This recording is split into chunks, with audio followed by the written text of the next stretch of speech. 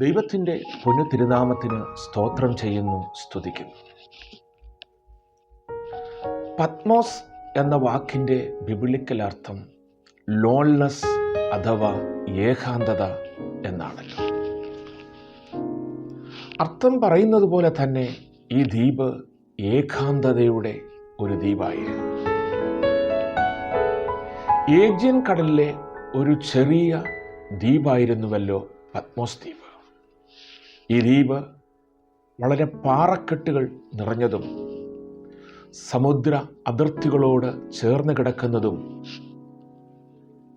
ഇടതൂർന്ന വനാന്തരങ്ങളാൽ നിറഞ്ഞതുമായ ഈ ദ്വീപിൽ കുറ്റവാളികളെ നാടുകടത്തുന്നതിനു വേണ്ടി ഉപയോഗിച്ചിരുന്നു. സ്തോത്രം. ജയിൽ പുള്ളികളെയും ജയിൽ ചാടുന്നവരെയും രാഷ്ട്രീയ കുറ്റവാളികളെയും ദേശവിരുദ്ധ പ്രവർത്തനം ചെയ്യുന്നവരെയും ഈ പത്മോസിലേക്ക് നാടുകടത്തിയിരുന്നു. സ്തോത്രം. ഡൊമീഷ്യൻ ചക്രവർത്തി തൻ്റെ വാഴ്ചയുടെ 14-ാം ആണ്ടിൽ AD 95 യേശുക്രിസ്തുവിന്റെ ശിഷ്യനായിരുന്ന യോഹന്നാൻ അപ്പോസ്തലനെ പത്മോസിലേക്ക് നാടുകടത്തിയായി രേഖകളിൽ എഴുതിയിരിക്കുന്നു. സ്തോത്രം. യേശുവിനെ കൂടുതൽ സ്നേഹിച്ച, യേശു കൂടുതൽ സ്നേഹിച്ച, യേശുവിന്റെ മാറോട് ചേർന്ന് കിടന്ന യോഹന്നാൻ അപ്പോസ്തലനെ തിളച്ച എണ്ണയിൽ ഇട്ടതിന് ശേഷം ഡൊമീഷ്യൻ ചക്രവർത്തി ഈ പത്മോസിലേക്ക് നാടുകടത്തണമെങ്കിൽ ദൈവത്തിൻ്റെ അരുളപ്പാട് അതിൻ്റെ പുറകിലുണ്ടായിരുന്നു എന്ന് നമുക്ക് കാണുവാനായിട്ട് സാധിക്കുന്നു. യോഹന്നാന്റെ പുസ്തകം 9-ാം അധ്യായം അതിൻ്റെ 17-ാമത്തെ വാക്യത്തിൽ യേശുക്രിസ്തു ഇങ്ങനെ പറയുന്നു: ദൈവരാജ്യം കാണുന്നത് വരെ, സ്തോത്രം, മരണം ആസ്വദിക്കാത്തവർ ഇതിൽ ചിലരുണ്ട് എന്ന് യോഹന്നാനെ പരോക്ഷമായി ചൂണ്ടിക്കാണിക്കൊണ്ട് പറയുമ്പോൾ ദീർഘകാലം യോഹന്നാൻ ജീവിച്ചിരിക്കും എന്ന് കൂടെയുള്ള ശിഷ്യന്മാർ പറയുന്നതായി നമുക്ക് കാണുവാനായിട്ട് സാധിക്കും. നമുക്കറിയാം, യേശു തെരഞ്ഞെടുത്ത തൻ്റെ ശിഷ്യന്മാരെല്ലാം മാറ്റരായി തൻ്റെ ജീവിതം അവസാനിപ്പിച്ചപ്പോൾ ദീർഘായുസ്സും നല്ല സാധാരണ മരണവും കൈവരിച്ച യോഹന്നാൻ അപ്പോസ്തലൻ തൻ്റെ അവസാന കാലങ്ങളിൽ യേശുക്രിസ്തുവിന്റെ വാഗ്ദത്തം നിറവേറ്റി എന്ന് നമുക്ക് കാണുവാനായിട്ട് സാധിക്കുന്നു. ഈ ലോൺലെസ് അഥവാ ഏകാന്തത അത് നമ്മെ തകർത്ത് കളയുവാനല്ല, ഏകാന്തത നമ്മളെ നശിപ്പിച്ചു കളയുവാനല്ല, ഏകാന്തത നമ്മെ മറ്റുള്ളവരിൽ നിന്നും അകറ്റിക്കളയുവാനല്ല. ഏകാന്തതയിലാണ് ദൈവം പ്രവർത്തിക്കുന്നതും, ഏകാന്തതയിലാണ് ദൈവത്തിൻ്റെ ശബ്ദം കേൾക്കുന്നതും, ഏകാന്തതയിലാണ് നാം ദൈവത്തിൻ്റെ സാന്നിധ്യവും ശക്തിയും അനുഭവിച്ചറിയുന്നതും.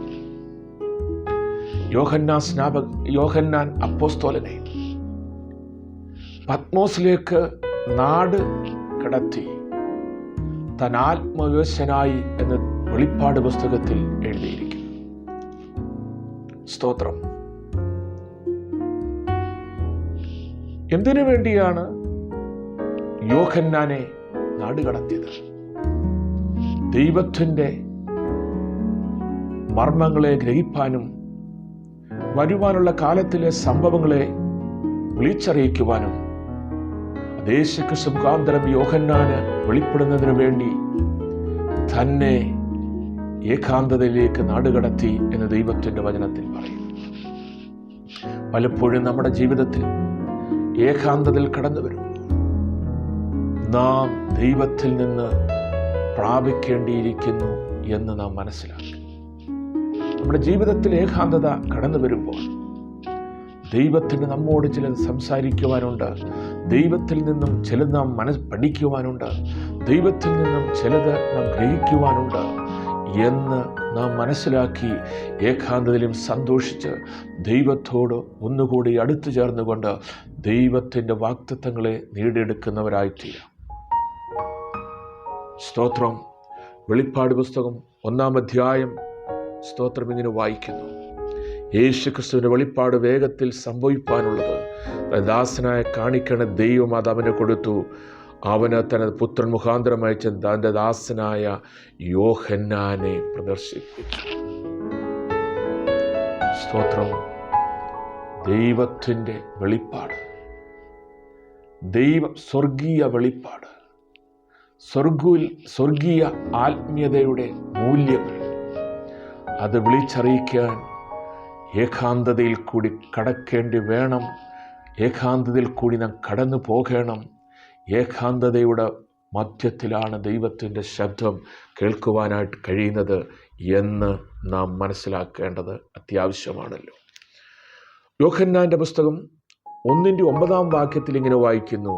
നമ്മുടെ സഹോദരനും യേശുവിൻ്റെ കഷ്ടതയിലും രാജ്യത്തിലും സഹിഷ്ണുതയിലും കൂട്ടാളിയുമായ യോഹന്നാൻ എന്ന ഞാൻ ദൈവവചനവും യേശുവിൻ്റെ സാക്ഷ്യവും നിമിത്തം പത്മോസ് എന്ന ദ്വീപിലായിരുന്നു. കർത്തൃദിവസത്തിൽ ഞാൻ ആത്മവിവശനായി. ദൈവത്തിൻ്റെ സമയം പത്മോസ് ദ്വീപിൽ വെച്ചായിരുന്നു. പത്മോസ് ദ്വീപിൽ വെച്ച് താൻ കർത്തൃദിവസത്തിൽ സ്തോത്രം ആത്മവിവശനായി വെളിപ്പാടുകളെ പ്രാപിപ്പാനും അതിനെ എഴുതി വെച്ച് സ്തോത്രം അത് മറ്റുള്ളവരെ അറിയിക്കുവാൻ തക്കവണ്ണം യോഹന്നാനെ ദൈവം ഉപയോഗിച്ചതായി നമുക്ക് കാണുവാനായിട്ട് സാധിക്കുന്നു.